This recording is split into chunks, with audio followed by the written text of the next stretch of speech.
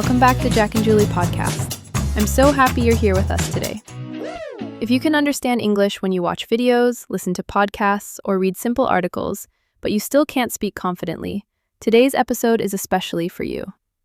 Hey everyone, it's great to have you with us again. And wow, this is one of the most common problems English learners talk about. So many people tell us, Jack, I understand almost everything, but when I try to speak, nothing comes out. That's so true. And honestly, I've talked with thousands of learners who feel exactly the same way. They know vocabulary, they understand grammar, and they can follow conversations. But when it's their turn to speak, they suddenly feel nervous. Today we're going to talk about why that happens, and more importantly, what you can do about it.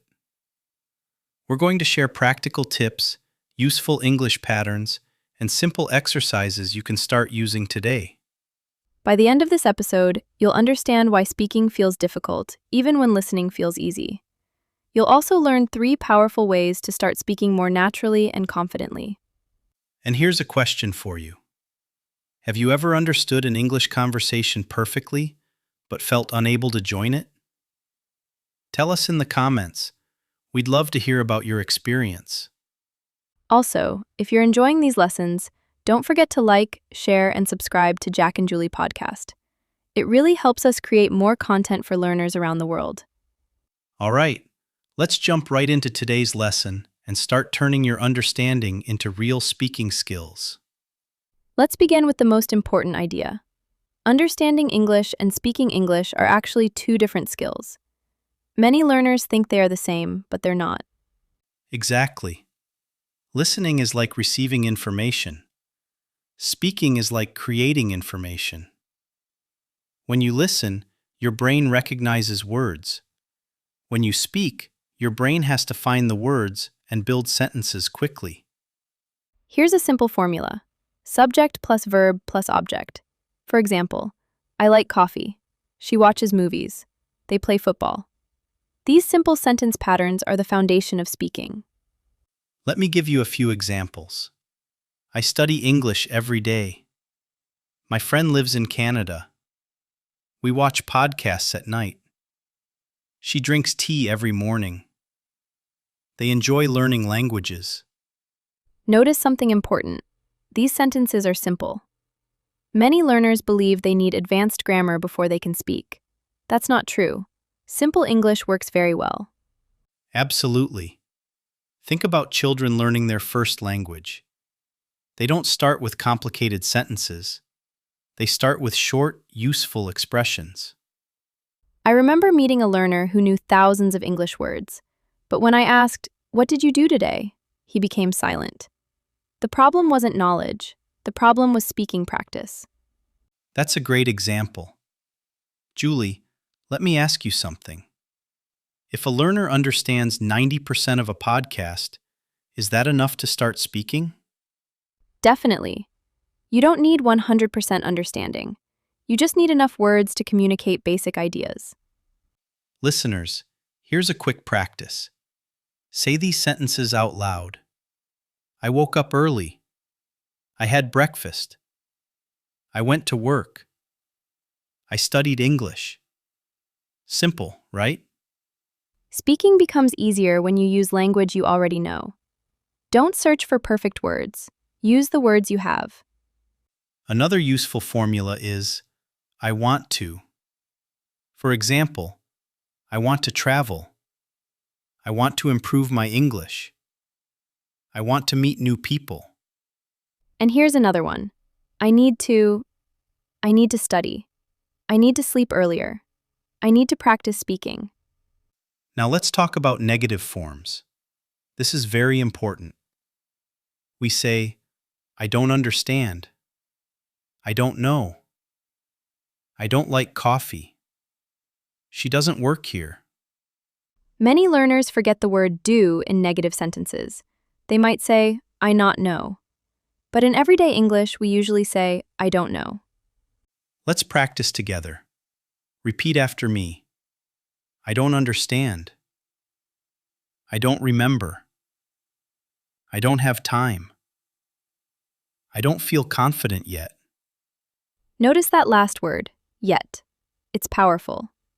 Instead of saying, I can't speak English, try saying, I can't speak English confidently yet. That sounds much more positive. Great point. The word yet reminds us that improvement is possible. Listeners, here's a question. Can you introduce yourself in 3 simple English sentences? Try it right now. Then write your sentences in the comments. And another challenge. Can you describe your day using only 5 simple sentences? Don't worry about mistakes. Just speak. Remember, speaking is a skill. Skills improve through action, not through thinking about action. So here's the summary of this section. Understanding English is different from speaking English. Use simple sentence structures, practice out loud, and focus on communication instead of perfection. Now let's build on that idea. If understanding and speaking are different skills, how do we connect them? The answer is active use. Exactly. Many learners spend years listening, but very little time producing English. Active use means speaking, repeating, answering questions, and creating your own sentences. Here's a real-life situation. Imagine you're watching a video. Instead of only listening, pause the video and repeat what you hear. This simple habit trains your mouth and your brain together. That's called active practice, and it's much more powerful than passive listening. Let's do a quick demonstration. Jack, ask me a simple question. What did you eat for breakfast? I ate eggs and toast for breakfast. Great. Now a listener can answer with their own information. Maybe they ate fruit. Maybe they drank coffee. Exactly. The goal isn't to copy my answer. The goal is to create your own answer. Another useful method is speaking to yourself. Some learners think this sounds strange, but it's incredibly effective. I agree. You can describe what you're doing. For example, I'm making lunch. I'm checking my email. I'm walking to school. These are real thoughts about your real life. That makes them easier to remember. Let's compare formal and informal English. Informal.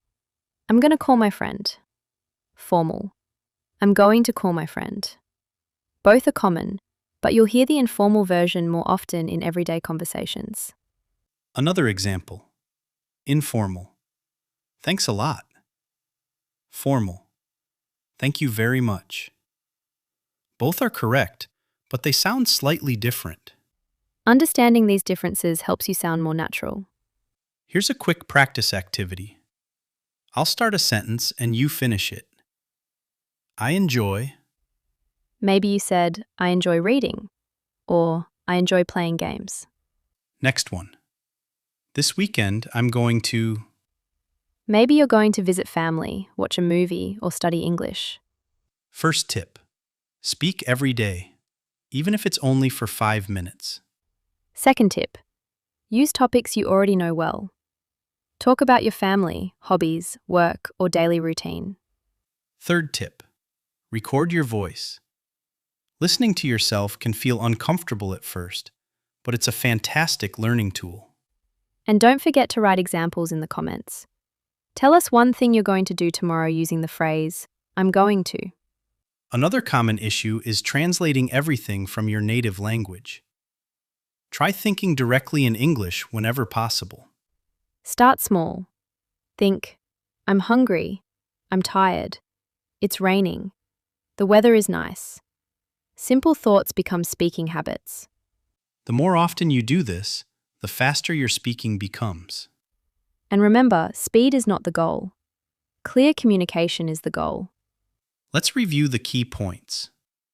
Use active practice, answer questions with your own information, think in English when possible, and speak a little every day. For our third section, let's talk about real conversations. This is where many learners feel nervous because real people don't always speak slowly. That's true. Real conversations can feel fast, but there are ways to handle them confidently. One useful strategy is using conversation starters. For example, I think, in my opinion, I believe, from my experience. Here are some examples. I think learning English takes time. In my opinion, podcasts are very helpful. From my experience, daily practice works best. These expressions give you extra time to organize your thoughts. Another important skill is asking follow-up questions. If someone says they love traveling, you can ask, "What's your favorite country?" Or, "When did you go there?" That's how real conversations continue. They aren't just answers, they're exchanges. Let's look at a practical situation. You're meeting someone new. Hi, nice to meet you. Nice to meet you too. Where are you from? I'm from Brazil. How about you? See how simple that is? Short questions, short answers, natural conversation. Politeness is also important. Instead of saying, "Give me water," you can say, "Could I have some water, please?" Adding words like please, thank you, and excuse me makes your English sound friendlier. Your tone matters too. Even correct grammar can sound unfriendly if your tone is too strong. That's why listening and speaking work together. Listening helps you learn natural tone and rhythm. Here's another real-life practice situation. You're in a store. Excuse me, how much is this? It's $10. Thank you. You're welcome. Simple, useful, practical. Listeners, speak these mini conversations out loud. Don't just read them silently.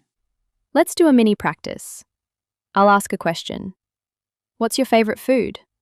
Maybe your answer is pizza, rice, noodles, or something completely different. Next question. What do you usually do on weekends? Answer out loud right now. The more you speak, the more comfortable you become. And tell us in the comments, what's one English conversation you'd like to have confidently in the future? Here's the structure review. Start conversations with simple questions. Use polite expressions. Ask follow-up questions. And practice speaking out loud every chance you get. Now let's talk about mistakes. Trust me, Jack and I have both made language mistakes before. Oh yes, plenty of them. Mistakes are part of learning. They're not signs of failure. Common mistake number 1. Waiting until your English is perfect before speaking. Incorrect idea. I must be perfect first. Correct idea. I improve by speaking. This is wrong because speaking itself is the practice. You can't become a good speaker without speaking. A better alternative is speaking with simple English right now. Mistake number 2. Translating every sentence. Incorrect. Thinking in your native language first and then translating every word. Better. Using simple English thoughts directly. Thinks takes time and creates stress. Direct thinking creates fluency. Practice prompt. Describe your room using only English words. Mistake number 3. Being afraid of grammar mistakes. Incorrect. Yesterday I go to the store. Correct. Yesterday I went to the store. Of course, the second sentence is better. But if you say the first one, people still understand you. Communication comes first. Then you improve accuracy step by step. Mistake number 4. Speaking too quietly because you're nervous. A stronger voice helps confidence. Speak clearly and don't rush. Here's a funny example. A learner once wanted to say, "I'm excited." Instead, he said, "I'm exhausted." Everyone became worried. That's actually a great reminder. Mistakes can be funny, and that's okay. Practice prompt number 1. Say, "I'm learning English every day." Practice prompt number 2. Say, "I'm getting better every week." Practice prompt number 3. Say, "I'm not afraid to make mistakes." Perfect. Remember, mistakes show that you're trying. If you've made a funny English mistake before, share it in the comments. We'd love to read your stories. The important thing is to keep moving forward. Every mistake teaches you something valuable. Let's move into our interactive practice. We're going to play a quick game called Choose the Correct Sentence. Listen carefully and choose the better option. Situation 1. A. I don't can speak English. B. I can't speak English. The correct answer is B. We say, I can't speak English. Situation 2. A. I'm going to study tonight. B. I going study tonight. The correct answer is A because it includes the full structure. Situation 3. A. Could you help me, please? B. Help me now. Both communicate meaning, but A is much more polite and natural. Situation 4. A. Yesterday I went to school. B. Yesterday I go to school. A is correct because we need the past tense. Situation 5. A. Nice to meet you. B. You meet nice. Definitely A. That's the natural expression. Say the correct answers out loud. Speaking is the goal, not just knowing the answer. You can also change the tone. For example, could you help me is polite. Could you possibly help me? Sounds even more polite. Try creating your own examples now. Make one sentence about today, one sentence about tomorrow, and one sentence about something you enjoy. That's excellent speaking practice because it uses your real life. And remember to post one of your sentences in the comments. We'd love to see what you're creating. Real conversation is more important than perfect grammar. Focus on communicating your message. Wow, we covered a lot today. Let's quickly review everything we learned. We talked about 3 big ideas. First, understanding English and speaking English are different skills. Second, active practice helps connect listening to speaking. Third, real conversations become easier when you use simple patterns and speak regularly. Most importantly, don't wait for perfection.